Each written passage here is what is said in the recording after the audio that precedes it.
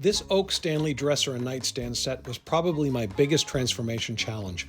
With detailed carvings and weird finishes, there were more steps to this project than I had anticipated. Thankfully, the top surfaces were easy to manage since they were simple slabs, just needing a few rounds of machine and hand sanding, and then pre-stained sealer. After removing the ornate hardware, I moved on to washing, sanding, and priming the drawers and doors with an automotive filler primer combo spray. This exposed countless divots which were probably made using a nail punch and intended to evoke a rustic feel. These needed to be filled with putty.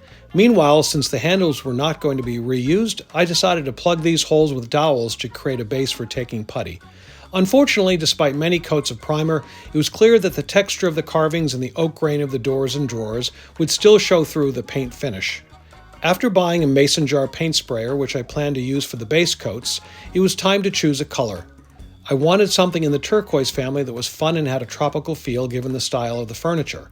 It was easy to find some online examples, and I quickly landed on a color after experimenting with some actual paint samples.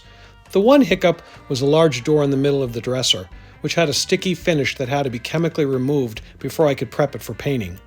After spraying 2 base coats and brushing on 2 finish coats, it was time to shift to the tops, where I tried a few different stain approaches before settling on a subtle white wash. The final step was painting the groove in the tops with the turquoise color. This gave it a crisp feel and was a perfect finishing touch. It was only a few days before this cheery and inviting guest bedroom had its first visitors.